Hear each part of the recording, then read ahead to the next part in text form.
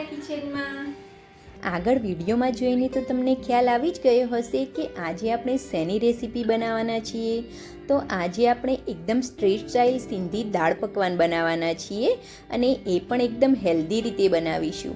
આમ તો દાળ પકવાન બનાવવા માટે અગાઉથી આપણે થોડી તૈયારી કરીને રાખવાની હોય છે, પરંતુ આજે આપણે કોઈ પણ પ્રિપરેશન કર્યા વિના એકદમ ફટાફટ અને મિનિટોમાં આ દાળ પકવાન બનાવીને તૈયાર કરીશું। તો ચાલો બનાવવાની શરૂઆત કરી દઈએ।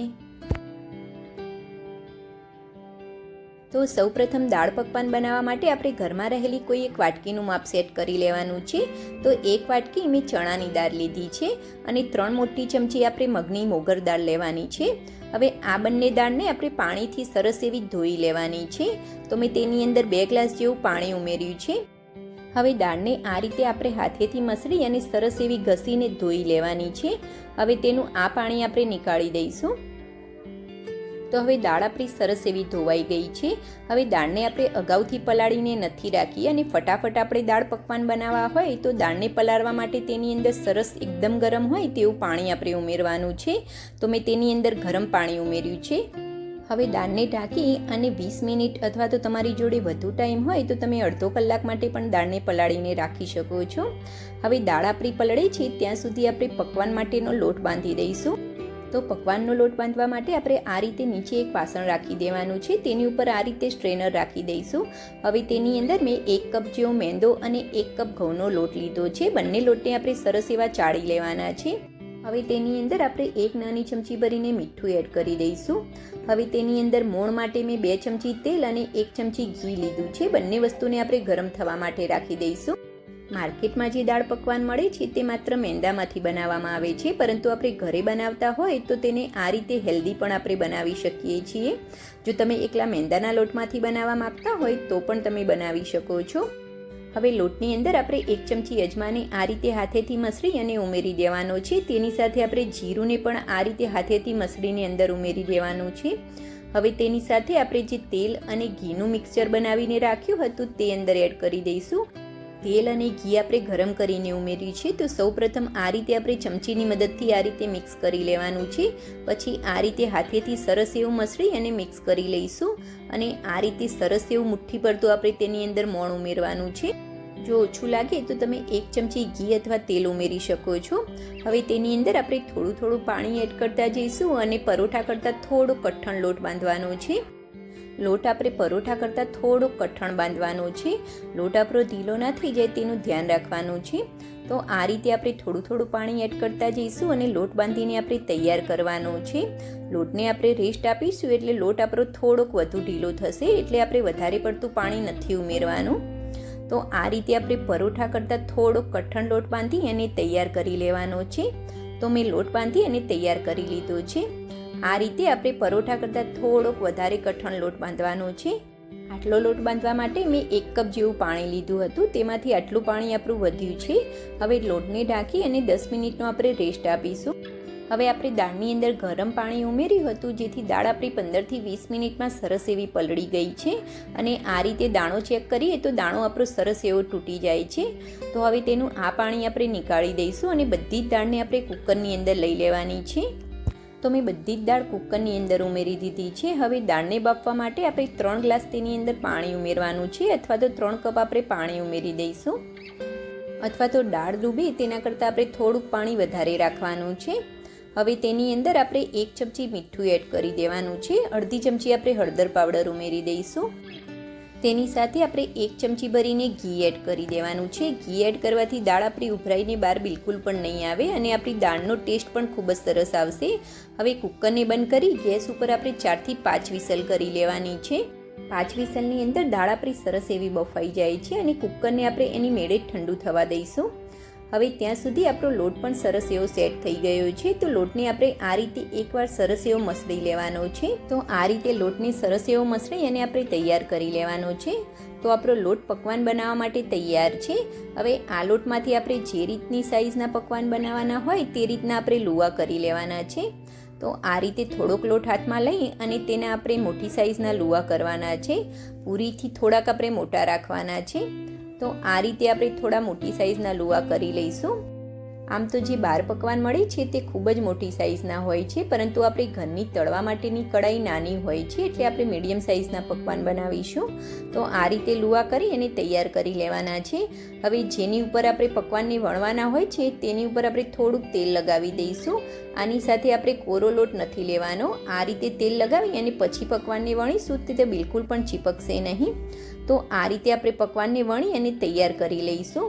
આ પકવાનને આપણે થોડાક પતલા રાખવાના છે.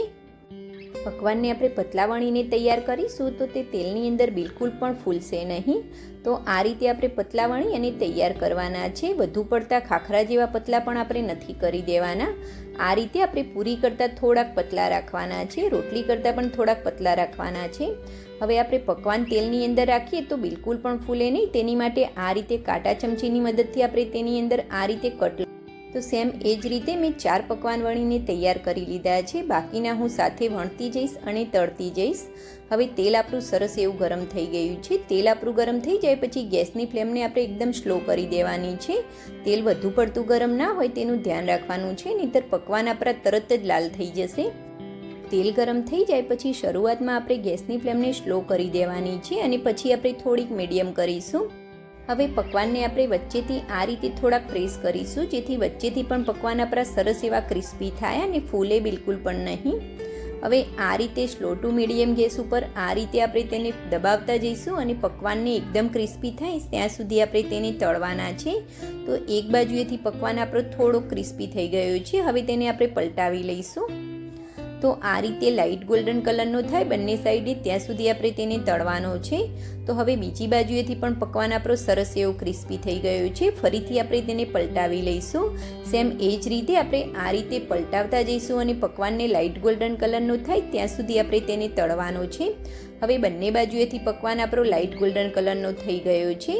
આ રીતે બંને સાઈડથી લાઇટ ગોલ્ડન કલરનો થાય તરત જ આપણે તેને નીકાળી લેવાનો છે. વધારે પડતો આપણે તેને ડાર્ક બ્રાઉન નથી કરવાનો. અને આ પકવાનને આપણે સ્લો ટુ મીડિયમ ગેસ ઉપર જ તળવાનો છે. આ વાતનું આપણે ખાસ ધ્યાન રાખવાનું છે. તો સેમ એ જ રીતે મેં બધા જ પકવાન બનાવી અને તૈયાર કરી લીધા. આપણે પકવાન બનાવ્યા ત્યાં સુધી આપણી દાળ પણ બફાઈને તૈયાર છે. તો હવે તેની અંદર આપણે આ રીતે વિસ્કરની મદદથી થોડીક મેશ કરી લેવાની છે. એકદમ મેશ આપણે નથી કરવાની. દાળનો અડધો દાણો આખો રહેવો જોઈએ અને અડધો દાણો મેશ થઈ જવો જોઈએ. આ રીતે વિસ્કરની મદદથી થોડીક મેશ કરીશું, જેથી દાળની અંદર થોડુંક બાઇન્ડિંગ આવી જશે. તો જે ચણાની દાળ છે તે આ રીતે આખી રહેશે અને મગની દાળ મેશ થઈ જશે. તો આ રીતે થોડીક મેશ કરવાની છે. હવે દાળનો વઘાર કરવા માટે આપણે એક પેનની અંદર એક મોટો ચમચો ભરીને તેલ ઉમેરવાનું છે. તેલને આપણે સરસ એવું ગરમ થવા દઈશું. તેલ આપણું ગરમ થાય એટલે તેની અંદર આપણે 1 ચમચી જીરું ઉમેરવાનું છે. જીરું આપણું ફૂટવા લાગે એટલે તેની અંદર થોડીક હિંગ ઉમેરવાની છે. ચણાની દાળ પચવામાં ભારે હોય છે એટલે હિંગ ચોક્કસથી ઉમેરવી. હવે તેની અંદર આપણે એક મોટું લીલું મરચું ઉમેરવાનું છે, જેણે મેં ઝીણું ઝીણું કટ કરી લીધું છે. મરચું આપણું થોડુંક સંતરાય એટલે તેની અંદર થોડાક મીઠા લીમડાના પાન ઉમેરી દઈશું. અત્યારે મેં સૂકા મીઠા લીમડાના પાન લીધા છે. જો તમારી જોડે ફ્રેશ મીઠા લીમડાના પાન હોય તો પણ તમે લઈ શકો છો. બંને વસ્તુને આપણે થોડીક સાંતળી લઈશું. હવે બંને વસ્તુ આપણી થોડીક સંતરાય એટલે તેની અંદર મેં 1 નંગ ટામેટું લીધું છે, જેને ઝીણું ઝીણું કટિંગ કરીને લીધું છે, તે અંદર ઉમેરી દઈશું. હવે ટામેટું આપણું ફટાફટ સંતરાઈ જાય એટલે તેની અંદર આપણે થોડુંક મીઠું ઉમેરી દેવાનું છે. પિંચ આપણે મીઠું ઉમેરવાનું છે. હવે ટામેટાની સોફ્ટ થાય ત્યાં સુધી 1 થી 2 મિનિટ માટે ઢાંકીને થવા દઈશું. તો 2 મિનિટની અંદર ટામેટા આપણા સરસ એવા સોફ્ટ થઈ ગયા છે. હવે આ રીતે સ્પેચ્યુલા અથવા તો ચમચાની મદદથી તેને થોડાક મેશ કરી લઈશું.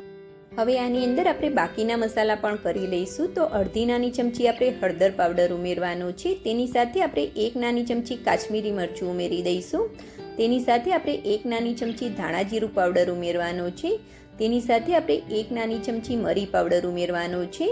મરી પાવડર ચોક્કસથી ઉમેરવાનો. મરી પાવડરથી જ આ દાળનો ટેસ્ટ આવે છે. તેની સાથે આપણે 1 નાની ચમચી આમચૂર પાવડર ઉમેરવાનો છે.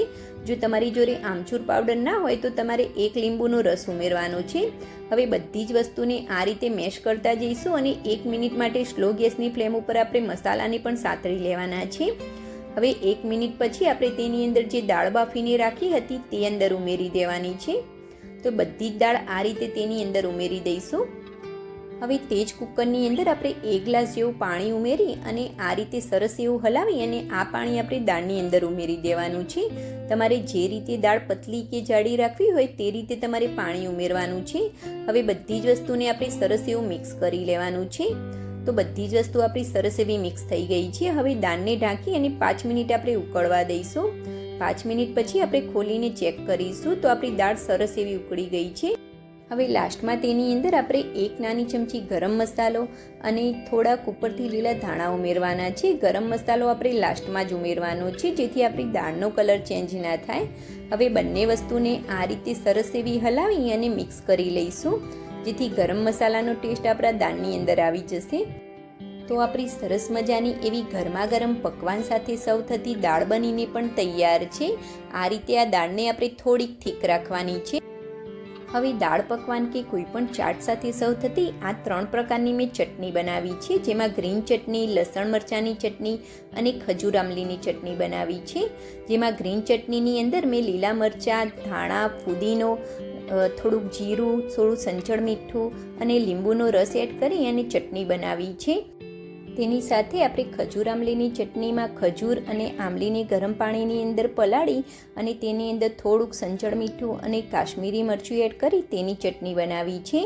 તેની સાથે મેં આ 10 કળી લસણ અને તેની અંદર 4 થી 5 ચમચી જેવું કાશ્મીરી મરચું એડ કરી તેની અંદર થોડુંક મીઠું અને લીંબુ એડ કરી અને તેની અંદર થોડું પાણી એડ કરી તેની પણ ચટણી બનાવીને તૈયાર કરી છે.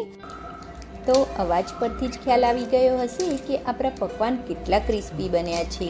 આપણે એકલો મેંદાનો ઉપયોગ નથી કર્યો તો પણ આપણા પકવાન કેટલા ક્રિસ્પી બન્યા છે. તો હવે ગરમા ગરમ દાળ અને પકવાનને આપણે સર્વ કરી દઈશું. તો આ દાળ પકવાનને આપણે 2 રીતે સર્વ કરીશું. સૌપ્રથમ આ રીતે દાળ અને પકવાનને અલગ રીતે સર્વ કરવાના હોય છે. તો આ રીતે દાળ અને ઉપરથી તેની ઉપર જે આપણે ચટણી બનાવી છે તેને આ રીતે સર્વ કરી દઈશું. સૌપ્રથમ લસણની ચટણી, આ રીતે ખજૂર આમલીની ચટણી, ગ્રીન ચટણી અને ઝીણી કટિંગ કરેલી ડુંગળી એડ કરી દઈશું. થોડાક આપણે ઝીણા કટિંગ કરેલા ટામેટાં અને થોડીક ઉપર મસાલા સિંગ સાથે તેને આપણે સર્વ કરી દઈશું. તો એક રીતે આ રીતે તેને સર્વ કરવામાં આવે છે. હવે આપણે તેને બીજી રીતે સર્વ કરીશું. તો તેની માટે આપણે એક પકવાન લેવાનું છે. તેને આ રીતે આપણે પ્લેટની અંદર રાખી દઈશું. હવે તેને ઉપરથી આપણે જે દાળ બનાવીને રાખી હતી તે એડ કરવાની છે. તેની સાથે આપણે જે 3 પ્રકારની ચટણી બનાવી હતી તે ઉપરથી એડ કરી દઈશું. તેની સાથે ઝીણી કટિંગ કરેલી ડુંગળી, ટામેટાં, લીંબુનો રસ અને થોડોક ઉપરથી ચાટ મસાલો આપણે એડ. તેની સાથે આપણે થોડીક ઉપરથી મસાલા સિંગ અને થોડીક ઝીણી સેવ પણ આપણે એડ કરી દઈશું.